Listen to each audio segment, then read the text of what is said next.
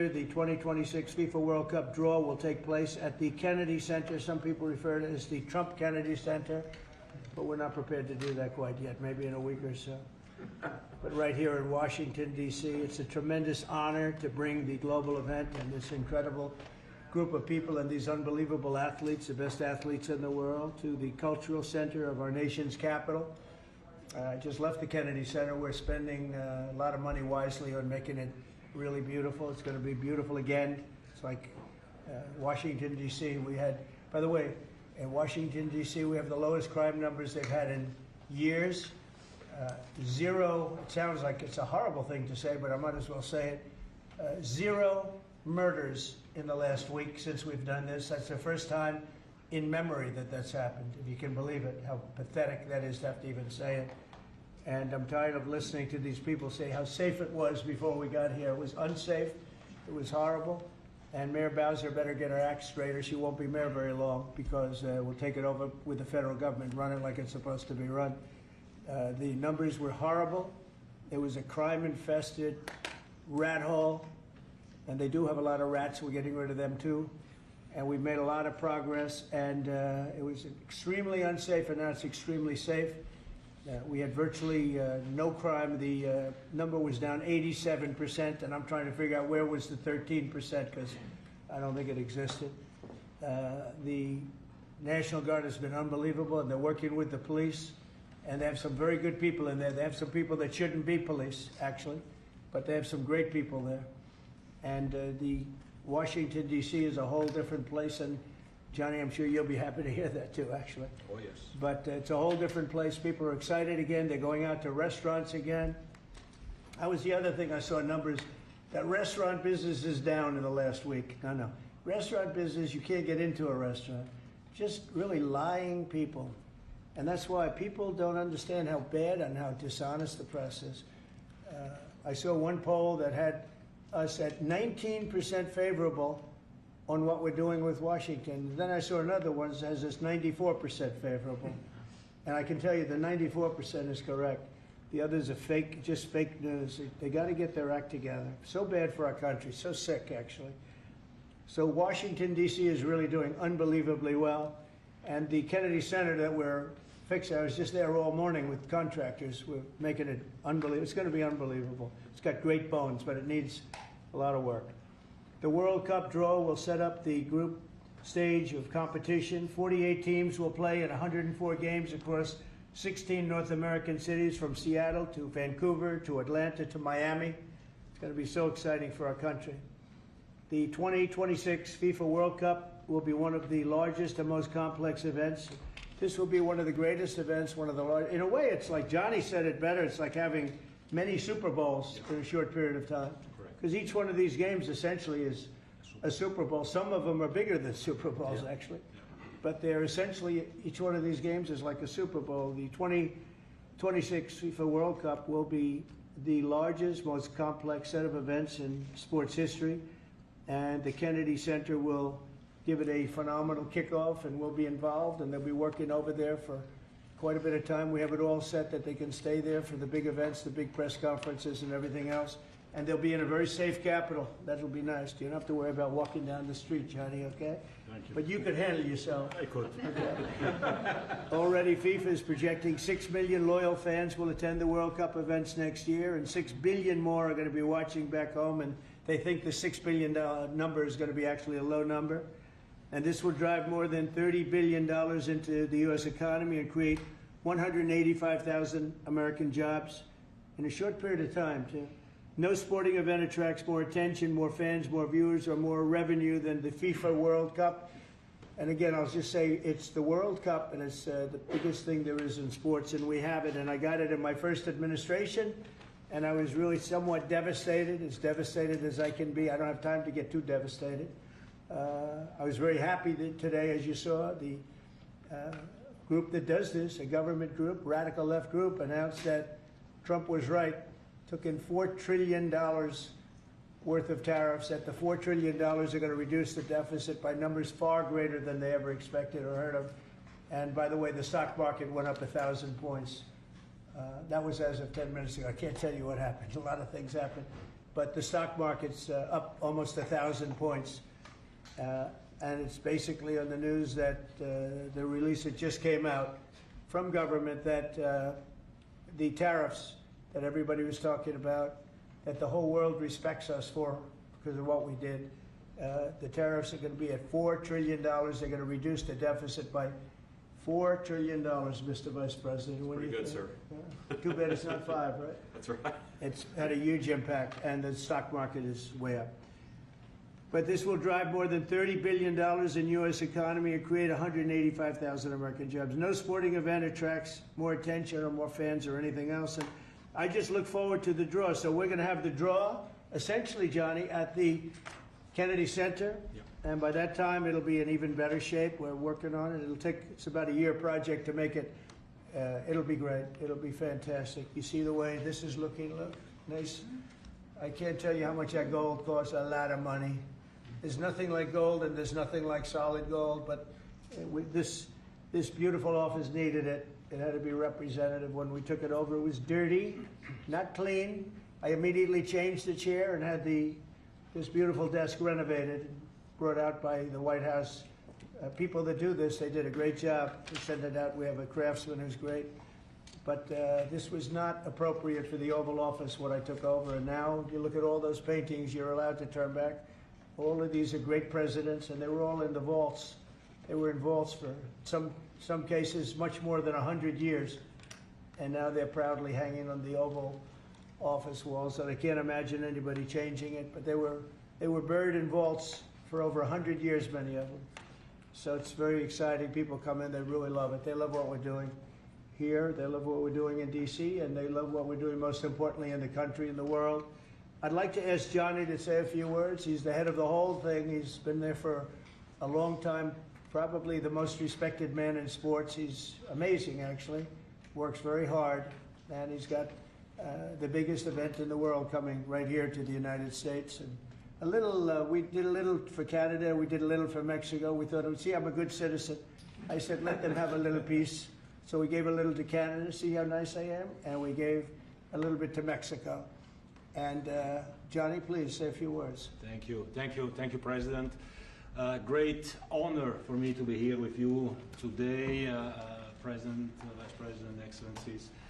Fantastic to announce what you said, which is the final draw of the FIFA World Cup on the 5th of December here in the capital, in the Kennedy Center in Washington, D.C. at 12 noon sharp. It will be broadcast live all over the world. 1 billion viewers will watch it, and it will determine, of course, the match schedule, which 48 participating teams will play. You said it, 104 matches in 1 month, 104 Super Bowls. This is not just the biggest, the greatest event, not just a sports event, it's a social event as well, with a lot of emotion. We are uniting the world, Mr. President, uniting the world here in America, and we are very proud of that.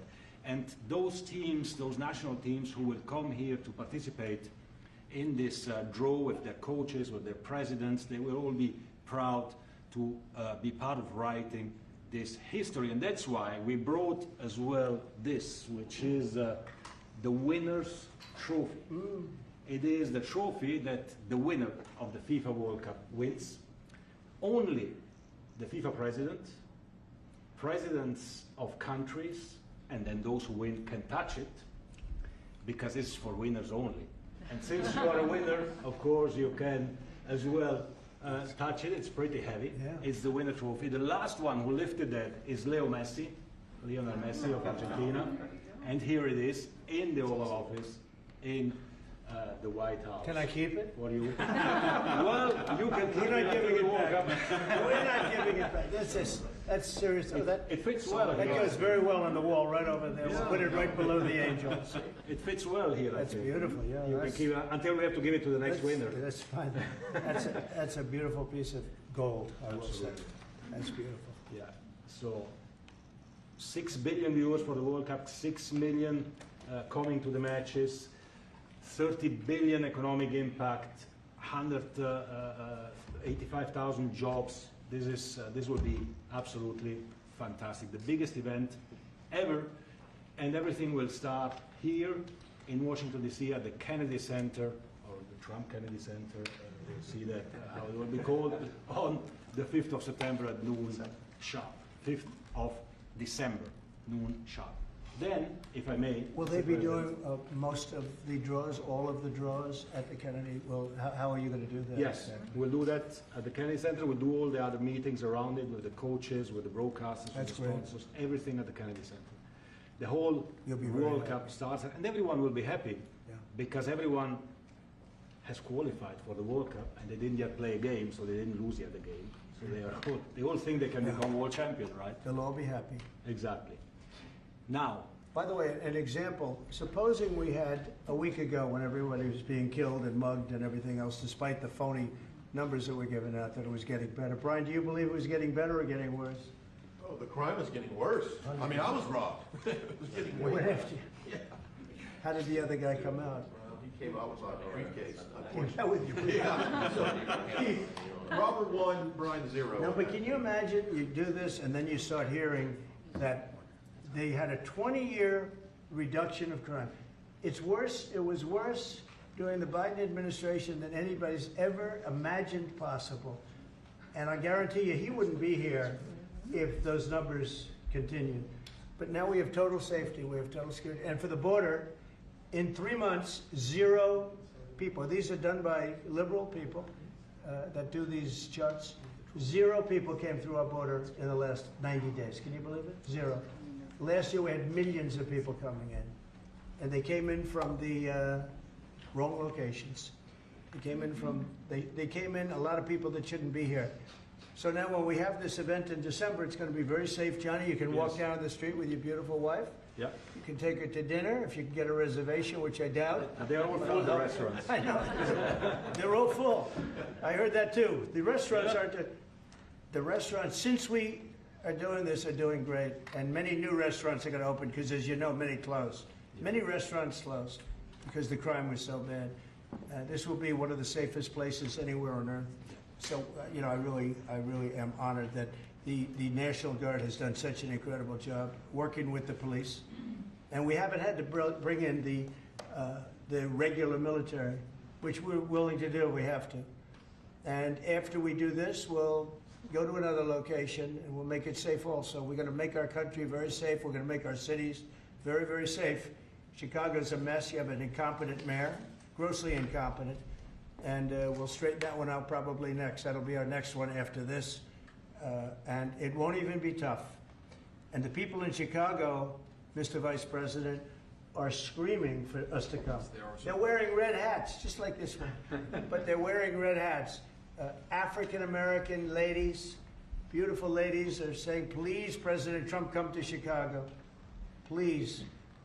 I did great with the black vote, as you know, and they want something to happen. So I think Chicago will be our next, and then we'll help with New York, and we're going to help with, and I think a lot of these people that you see on television, they're, including the people in this audience, they'll say bad things about me, and then they'll say, thank God he's here, because half of them got mugged, and they don't want to get mugged again. But they're, you know, they work for they work for stupid people that are radical left, and they're made to do things and say things that they don't want to be saying. But the people right here are all happy because you're not going to be mugged in Washington, D.C. anymore. I just want to say Johnny's been my friend for a long time. He's an incredible guy, and we will lay out the red carpet. Andrew, you're going to be fantastic. Rick is going to be everything Rick ever touched has always worked out, and he's working with me on the Kennedy Center. And his very good friend was an actor on Broadway for 5 years, right? And I assume he's helping us a little bit, right? Yes. And Andrew, you're all excited about it? Absolutely. Would you like to say something? This is a great opportunity, Mr. President, to show off the first 250 years of the United States of America, the greatness, and then the hope and promise of the next 250 years. When you think this World Cup is going to be over our 250th birthday, Mr. President, your leadership, obviously, with FIFA leading the way, this is the largest sporting event in the history of the world under the Trump administration. So very excited. I just want to say one thing. Andrew Giuliani, so his father is Rudy, the greatest mayor in the history of New York, I think by far. He took a ravaged city, a city that was really under siege. Probably most people thought it was going to survive. He turned it around. He was a great, great mayor. And then they treated him very, very unfairly. You go back and tell your father all of the things that have come out over the last couple of months through Tulsi and through all of the people, Cash, everybody. They've proven your father 100% correct. His father was treated so unfairly. Your father has been 100% correct. And tell him we all love him, okay? Thank you, Mr. He's President. been amazing. What he had to go through was very, very unfair, nasty. These are bad people. Mr. Vice President, would you like to say something? Well, sure, Mr. President. Thank you, and thanks, Gianni, for being here. We're very thrilled about the World Cup. Just to echo something the President said about crime in Washington, D.C., this is the national capital of the greatest nation in the world, and we had murder rates just a few weeks ago that rivaled some of the worst third world cities anywhere, even in very, very poor regions of the world. Why did we accept that? Why did we allow it to happen? We allowed it to happen because we had broken leadership in Washington, D.C., and unfortunately sitting behind the Resolute desk. What we have shown in just under 2 weeks of taking law enforcement seriously is that the American people can have their streets back if their leadership is willing to put in the time and the resources. Mr. President, you've shown in Washington, D.C. that we can have safe streets again. We've just got to have the political willpower to focus on the bad guys and to give the American people back their communities. We are focused on doing that thanks to the President's leadership. Thank you. And that's a really very small percentage. It's 2%, 3%, but that 2% and 3% wreaks just havoc throughout a community. People are petrified, and I notice a couple of the women in the back are shaking their head, yes, yes, yes. I won't report who you are because you'll end up losing your jobs, but it's true. It's amazing, and the police, and you look at the D.C. National Guard. I saw pictures of them last night getting off vans and all, and I saw some bad ones running, but they're not running so much anymore. They're not there. They're just not even. They're not even trying. You're totally safe. Now there'll be something happening sometime. I don't know. Maybe it won't be for a long time. But this was every night would get reports of people being mugged and killed. There's one woman on television last night. She had a badly busted up nose, and she's well, I like our streets the way they used to be, and she thinks it's going to happen like by doing nothing. And they say, what happened to your nose? She got slugged by a guy walking down the street. Slugged. Her nose will never be the same, I guarantee you, unless it takes a pretty good turn. She wasn't really for us, but she sort of said, well, maybe something has to happen. Before this happened to me, she got whacked, and I don't think she'll ever be the same.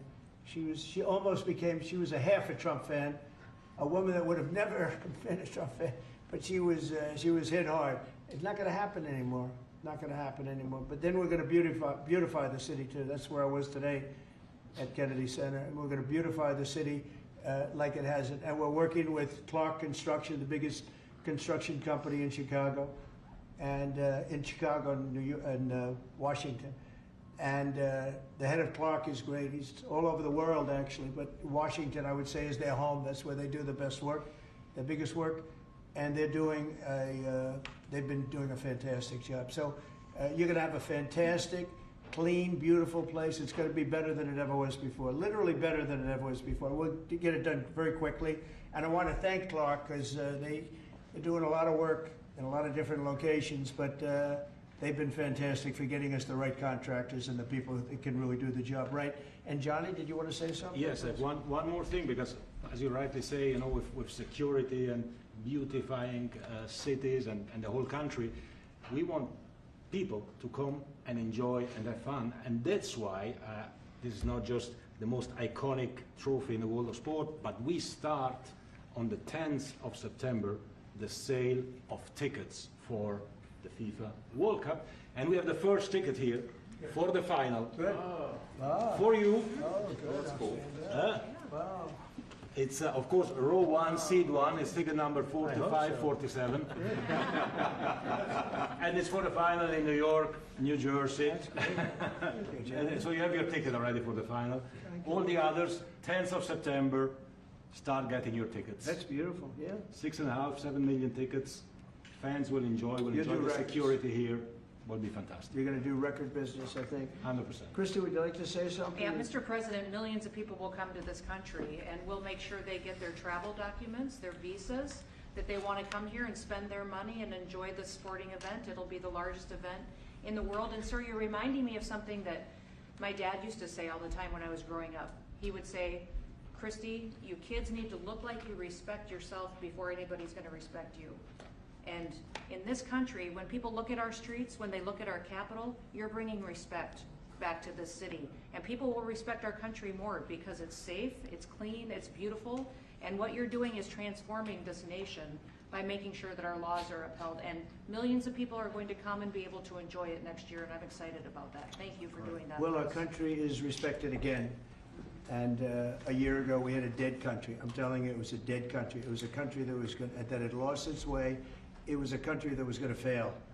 Look, even today, where they say $4 trillion in reductions of deficits, and this was totally unexpected. They didn't expect it. I mean, I don't know where they've been, the people that do this stuff, but it's terrible. I want to thank Christy for another reason. I said to her 2 weeks ago, I said, Christy, do me a favor. I built hundreds of miles of wall. I built the same wall that the Border Patrol asked me to build. It wasn't my first choice. I wanted to do concrete plank and everything nice, but you wouldn't have been able to see through it. So I had Border Patrol in, and they tested everything else. And we gave them steel wall, high-grade steel, very hard to cut. And we gave inside that is 9,000-pound concrete, which is a very tough concrete. Inside that is rebar, a big, fat piece of rebar. So you have all different materials that are very hard to cut, and you need different instruments to cut each one. And I said, Kristen, we got to get a coat of paint on it. And I didn't know she was listening, but I said, we got to get a coat of paint, and it should be black, because black makes the steel very hot. It's untouchable. You could fry an egg on it.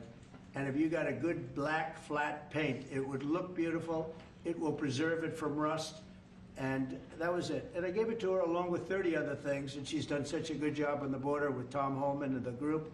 Tom Holman's a fantastic guy, what the job he does, and the way they work together. So I turned on last night, and I see Christie's painting the wall. And it looked beautiful, by the way, when that paint went over there. And it's hot.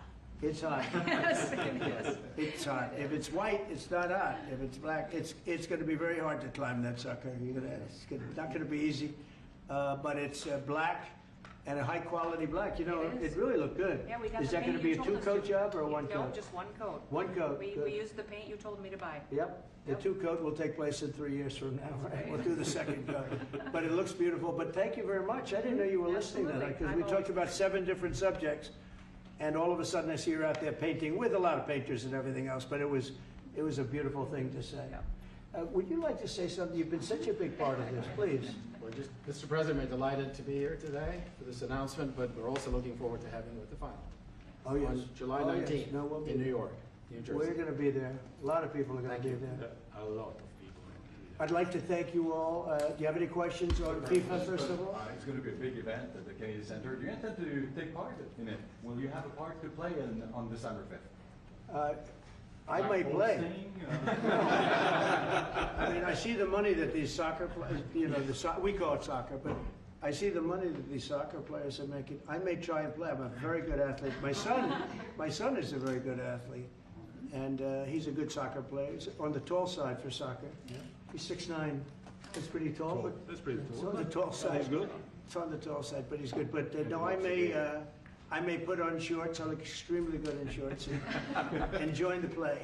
You know, no, it's going to be a lot of fun. It's going to be good. Many foreigners who want to come to attend the event are concerned about the visa situation. Can you reassure them? Yeah, they're going to have a very easy time getting in. Certain countries are going to be very, very easy, and other countries are going to be obviously a little bit more difficult. Would you like to explain that, Chris? Yeah, absolutely. We have a process set up that we'll be implementing on getting visas approved. Everybody will be thoroughly vetted, but they'll be welcome to this country. It'll happen quickly, and we're excited for them to come. So I would hope that around the world people know that the United States is excited to bring their family here to enjoy this event.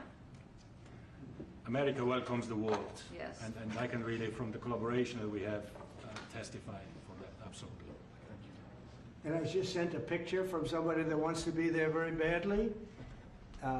He's been very respectful of me and of our country, but not so respectful of others. But I'm going to sign this for him, but I was sent one, and I thought you'd all like to see it. That's a man named Vladimir Putin, who I believe will be coming, depending on what happens.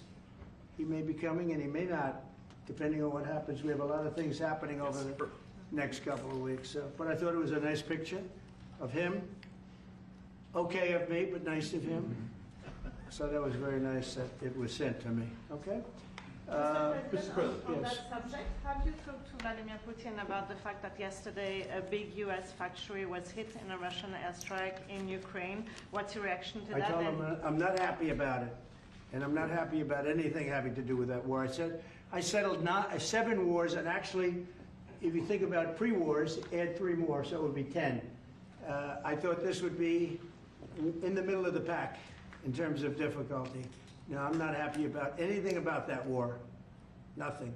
Not happy at all. We'll see what happens. I think over the next 2 weeks, we're going to find out which way it's going to go. And I better be very happy. How long are you willing to wait, A Mr. very good President? call with Prime Minister Carney of Canada yesterday morning. Yes. Actually, Canada is taking away some retaliatory tariffs. He's so- removing his tariffs, yeah. Exactly. He's removing his retaliatory tariffs, which I thought was nice. And we're going to have another call soon. Yeah, we had a very good call. You're getting closer towards an Well, I agreement like on him. trade? I like him. You know, look, I'm fighting for the United States. Canada and Mexico take a lot of our business over the years, over 25, 30 years, especially during the Biden years. They took a lot of our business, and it's basically all coming back into the United States now. Well, hot as a pistol, and it's coming back in. Because of tariffs and the incentives we give, it's coming back. And it's impossible, I think, for another country to stop it. And we are working on something. We want to be very good to Canada. I like Carney a lot. I think he's a good person. And we had a very good talk yesterday, so I think it'll be good. Mr. President, I have a question about the search of Ambassador Bolton's home. The Vice President recently just did an interview saying that it's about classified documents, but that there's also broad concern about him. What are the concerns? Well, that I you haven't have? spoken to Pam in the group yet, but I will be. I saw that just like everybody else. I try and stay out of that stuff. I'm allowed to be, and I'm chief law enforcement officer, believe it or not. You know, I don't like to go around saying that, but I am. That's the position. But I purposely don't want to really get involved in it. I'm not a fan of John Bolton. I thought he was a sleazebag, actually. And he suffers major Trump derangement syndrome, but so do a lot of people, and they're not being affected by anything we do. I don't know anything about it. I just saw that. I'll find out about it. But if you believe the news, which I do, I guess his house was raided today. But my house was raided also, called Mar-a-Lago. They went through everything they could, including my young son's room and my wife's area. They went through her drawers, as the expression goes. They went through everything you can imagine. And when she came back, she said, she's very neat, you know, she's meticulous. And she looked and she said, whoa, this wasn't the way that she had it. So, you know, so I know the feeling. It's not a good feeling. Thank you. Mr. President, on Ukraine, how long will you give Putin? A couple of and weeks, we're going to figure it out. We'll find it. Do you think you'll have to intervene at some point? Look, it takes 2 to tango. You understand that. I wanted to have a meeting with those 2. I could have been at the meeting, but a lot of people think that nothing's going to come out of that meeting. You have to be there. Maybe that's true. Maybe it's not. But we're going to see. In the meantime, people continue to die. But I've solved 7 of them where they were in wars for 31, 35, and 37 years. We had 3 of them that were for more than 30 years, Johnny, and I got them solved. And we solved one that could have been a nuclear war with India and Pakistan. That was getting ready to be a nuclear war. I solved them all. And this one, I thought we would have had it done by now, but it's more difficult. There's a lot of anger, a lot of hatred. There's a tremendous amount of hatred there. So. But we'll see what happens. I think in 2 weeks we'll know which way I'm going. Because I'm going to go one way or the other. And they'll learn which way I'm going. Mr. President, if I got 2 questions for you, one on FIFA, the other one on DC. Can you talk about the economic impact that FIFA will have in these cities, and what's your message to the mayors to get their cities prepared, not only the beautification process, but also the safety aspect? Well, Los Angeles is an example. You know, it's poorly run. We have a mayor there that can't even get permits to the people that lost their houses. Lee Zeldin got every permit. The hardest permit is the federal permit. Within 20 days, every single permit was there for the people to build their houses. But people are writing us and they're saying they won't give us. The mayor is incompetent. The governor's incompetent. You know, Gavin, I know Gavin very well. He's an incompetent guy with a good line of bullshit. And he doesn't get the job done. And frankly, those people want to build their houses. It's terrible. They could have been built. Some of them could have been built already. But think of it, the federal government that has the most complex part, and it's the most complex environmental thing to do. We got it, everybody had it within 30 days. And they're not even close to getting their permits. And now they're talking about taking some of those sites and building low-income housing on them. These are high-end neighborhoods. And I'm all for low-income housing. I built a lot of low-income housing. I know all about 236. I know every program that there is in the government. I used every one of them. I know more about low-income housing than probably almost anybody. And it's great. It's fine. It's wonderful. But you don't build it in Pacific Palisades. You don't build it there, and you don't build it in the other areas that burn down. So they're talking about putting up low-income housing. And you talk about riots. They're going to have riots if that happens because you're taking the people's property away. They want to build their houses, and they're unable to get permits from the mayor and from the governor. And that's a terrible thing. But, and let me tell you, if I didn't send in the troops in Los Angeles, Gianni wouldn't be in Los Angeles. You wouldn't be having your World Cup there. I sent in the troops, and we kept it. And even the police commissioner, the sheriff and the police commissioner, they all said the same thing. They said, we could have never handled what was happening. You saw that, you were there. He said, we could have never handled what was happening. And then you hear Gavin Newsom, after it's all quelled, you hear Newsom get up and say, we could have done this for ourselves. No, they couldn't have. And if they could have, I wouldn't have taken the chance either. Okay, my second question is on crime prevention. Would you be open to expanding the national concealed carry to apply to D.C. like it does in other states like Texas? Yeah. Well, they have it in some states, and they feel strongly about it. You know, as you know, I'm in favor of it. People have to protect themselves. I'm a Second Amendment person, very simply. People have to be able to protect themselves. Especially like in Washington, you walk down the street, a guy comes up and slugs you. He's got a pistol in his hand. You can be tough, you can be in great shape, you can be a powerful person, or you can be a guy that weighs 100 pounds with a gun in your hand. Right. And I'll bet on the guy with the gun 100% of the time, right? And so you need protection. So I'm a Second Amendment person all the way. Yeah, please. President Trump, you said this morning that you were working with Congress to get $2 billion to help clean up DC. Have you had any conversations with Mike Johnson and John Thune about where they're going to get that money from? Which money? You said this morning that you're going to get $2 billion from Congress to help clean up Yeah, DC. I've spoken to Mike Johnson. I've spoken to John Thune, the Senate, the House, and I think it's going to be very easy to get. It's going to be not a lot of money. I wouldn't even know where to spend the number that you mentioned, but it's going to be money to beautify the city. Yeah, they're ready. Everybody wants to save D.C. In one way, it's the easiest. The violence was more than any other city in the country, actually, by far. It may have been more than any other city in the world, if you could think. You know, we looked at some of the worst cities in the world, it was worse. And that's why it angers me to see the mayor saying about how they have it on the slide. Not on the slide, it was worse than ever. Yeah, we have no problem getting that money. That money will come out of Congress. I think it'll be even bipartisan. And is the plan I mean, I would imagine Democrats would vote for that one. Is the plan to get it before the September 30 spending deadline on the Hill?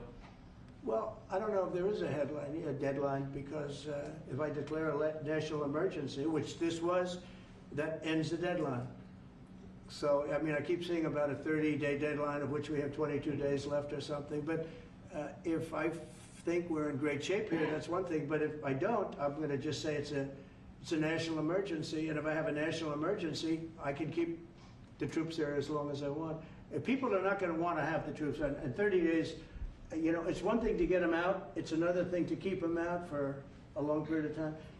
You've got to train people. You can't do this. You can't bop people over the head. And a lot of those people are in courts right now, going to court. They're going to go to jail for a long time. So that's going to take more than 30 days. But if I have to, I'll declare a national emergency. which I don't think I'll have to do. Yeah. Mr. President, Ukraine and Russia, you said in 2 weeks you'll know whether you go Yeah, I one think I'll way or know. the I other. think I'll know the attitude of Russia and, frankly, of Ukraine. It takes two. What are the 2 ways you can go at the end of 2 weeks then? Well, then I'm going to make a decision as to what we do, Or and it's going to be a very important decision. And that's whether or not it's massive sanctions or massive tariffs or both, or do we do nothing and say it's your fight? Look, I would have never been in this war if I were president. You wouldn't have had this war. It was never going to happen. This was caused by stupid people that fought. And you know, people say, well, how do we know? Because for 4 years, it was never even a subject. And Vladimir knew, and you see his picture right here. It was nice that he sent, but Vladimir knew very strongly we wouldn't have stood for it. It wouldn't have happened. 100% wouldn't have happened, but it did happen. And now they're losing from 5 to 7 young kids. Think of it, you're a parent and your son is leaving. He's Russian or he's Ukrainian. And he's leaving and they're waving goodbye. Nice, beautiful kid. Nice crew cut, all set. He wants to be a soldier. And goes there, first week he has his head blown off. And he's no different than you people, me. And it doesn't matter where. I mean, I solved a problem in the Congo that was vicious. Rwanda and the Congo, the Republic of the Congo. And they were fighting for 31 years, and it was machetes. People were getting their heads chopped off. That was going on for 31 years. I got it solved. You saw it. They came to the White House, we signed an agreement. It was amazing. People can't believe we got it done. I love to stop killing. I really do. People thought it would be just the opposite. Hillary Clinton said, oh, he'll get us into a war. No, I'm getting everybody else out of wars. Are you saying there's a real possibility then that you do nothing if Putin doesn't come to the table for a ceasefire? I'll see whose fault it is. If there are reasons why, I'll understand that. I know exactly what I'm doing. We're going to see whether or not they have a meeting. That'll be interesting to see. And if they don't, why didn't they have a meeting? Because I told them to have a meeting. But I'll know in 2 weeks what I'm going to do. I have pretty good ideas. Your Justice Department is also sending some of the Epstein files over to the House Oversight Committee today. Are you in support of them releasing all of them? I'm in support of keeping it open. If they wanted to release, people shouldn't be hurt, but I'm in support of keeping it totally open. I couldn't care less. You got a lot of people that it could be mentioned in those files that don't deserve to be. People, because he knew everybody in Palm Beach. I don't know anything about that, but I have said to Pam and everybody else, give them everything you can give them, because it's a Democrat hoax. It's just a hoax. The whole Epstein thing is a Democrat hoax. So we had the greatest 6 months, 7 months in the history of the presidency, and the Democrats don't know what to do, so they keep bringing up that stuff. But it affected them. Bill Clinton was on his plane and went to the island supposedly 28 times. I don't want to bring that up, frankly. You have Larry, whatever his name is, Summers, the head of Harvard, who was Jeffrey Epstein's best friend. Nobody ever talks about that. I mean, but I don't want to hurt Larry Summers, but he was best friends with Jeffrey Epstein. No, this is a Democratic hoax to try and get the significance of what we've done over the past 7 months. Nobody's ever seen anything like it. They say it's #1 in history. What we've done, including stopping 7 wars. I mean, just include that. And now you look at the stock market today. It's way up to start off with from where I took it. And this market was going to crash. If Joe Biden or Kamala were president, this market we would have had a crash like in 1929. You're not going to have that. It's only a question of how high is it going to go. You know, I had the strongest economy in the history of our country. And despite COVID, we had the strongest economy in the history of our country. And we're going to blow it away this time. I was always good at making a lot of money. And whether it was for myself or whether I like doing it this way better. I mean, I like making it for the country. Our country's been ripped off by friend and foe, nations all over the world ripped off. And the friends have been much worse than the foes for the most part. And they're not ripping us off. We just signed a deal with the European Union. They're paying us essentially $950 billion, like a signing fee. They're going to buy $750 billion worth of energy. They weren't buying much of our energy there. And they're very smart in doing it.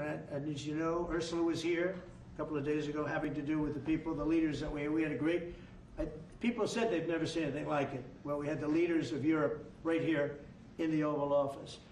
and she's so happy that she has an agreement. But people aren't ripping us anymore. We're run by, this country is run by smart people now. Mr. President, in Israel, Two questions. One is about Intel. There have been reports that you're considering taking a stake in Intel. Can you tell us About the 10%? About the 10%.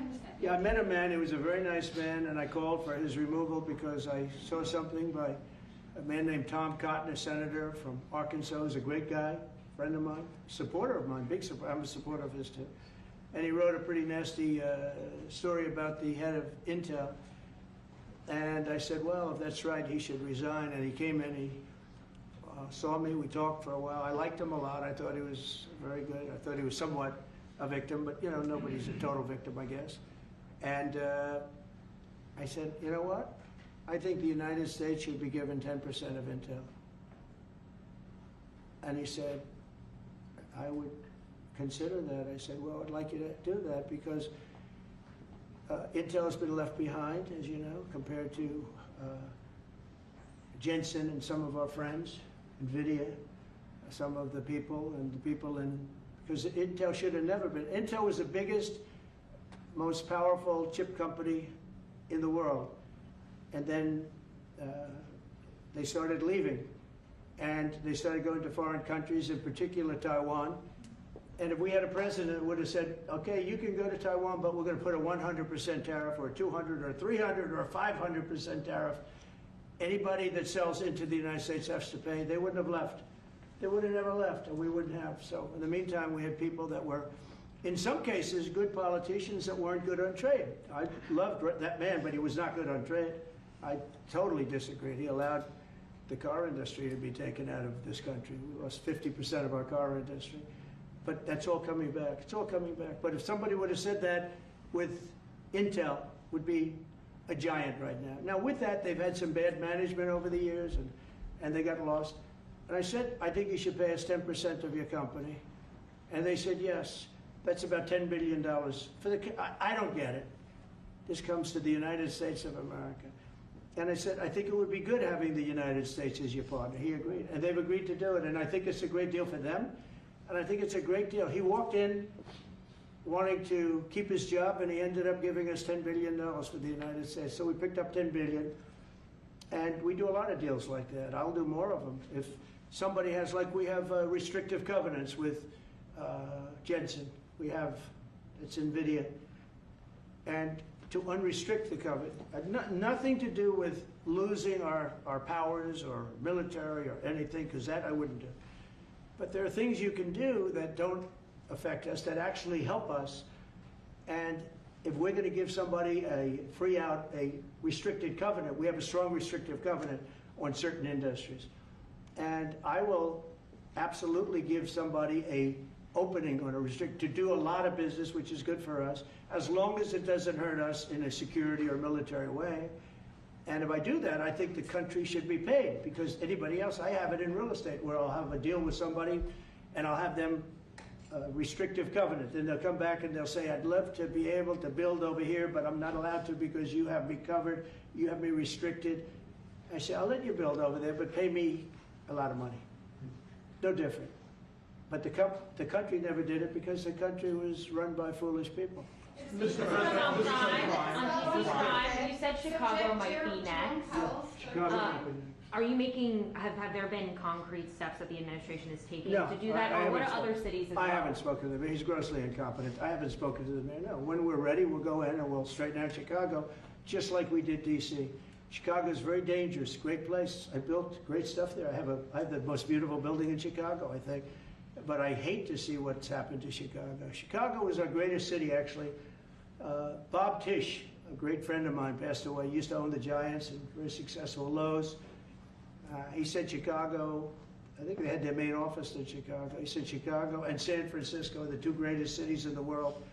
Now you look at what the Democrats have done to San Francisco. They've destroyed it. I own a big chunk of the Bank of America building in San Francisco.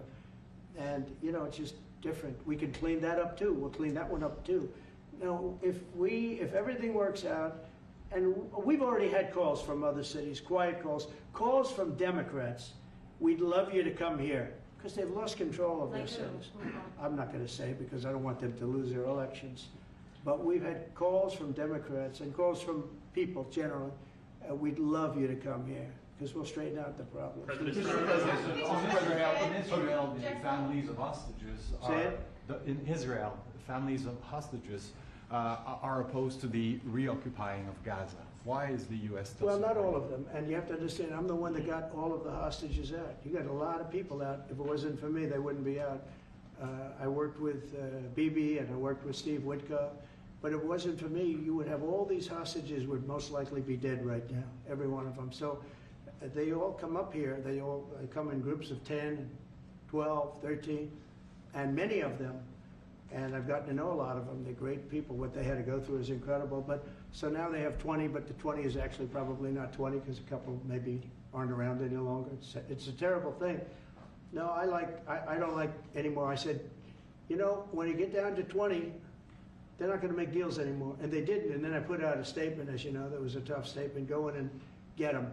And they said, we'll give you 10, we'll give you 10. I don't know what Israel's doing, but they were willing now immediately to give us another 10. The situation has to end. It's extortion and it has to end. And we'll see what happens. I actually think they're safer in many ways if you went in and you really went in fast and you did it. And people can't forget October 7th, remember that. I'm friendly with all groups. I won the Arab vote in Michigan. I did so great with the Arab vote, remember? I started off at 0, I ended up winning.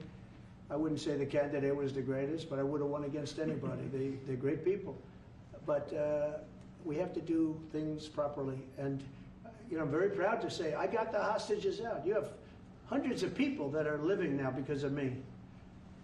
And now we have that final little group of people. And Hamas knows that if they give them, that's probably the end of their lives. So it's not easy to get. And I know if you're a parent, you just don't care. You want, I want my baby back. They want their babies back. They want their kids back. And I understand it. But I got them out and did a good job. And we're doing everything we can to get the hostages out. Thank you all very much. Yes? So Jackson Hole, Jay Powell today said, he suggested that they might cut interest rates, but they haven't proceeded. Well, we call him too late for a reason. He should have cut him a year ago. He's too late. You know, we have a stock market that's up 1,000 points today. I better be careful because I go out there and I'll see it's down 1,000, right? But it's up 1,000 points when I came in here. We have a country that the market's the hottest it's ever been. The country's better than it's ever been.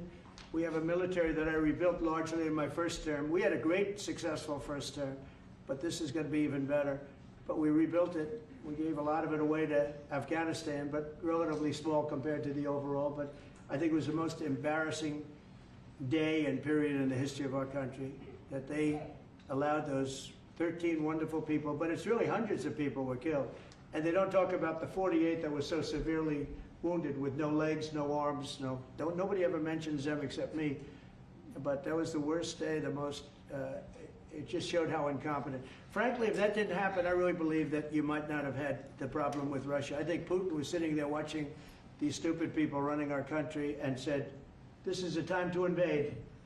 It's, you know, this is a time. And then Biden made the statement, well, he can do a small incursion. When he said that, it was off to the races, right? When he said he can do a small incursion, remember that? I was surprised he knew the word incursion. I didn't think he had that good of a vocabulary. I want to thank everybody. It's very important to me and to everybody up here, the World Cup. And Gianni has been so incredible. I mean, he's really a great leader.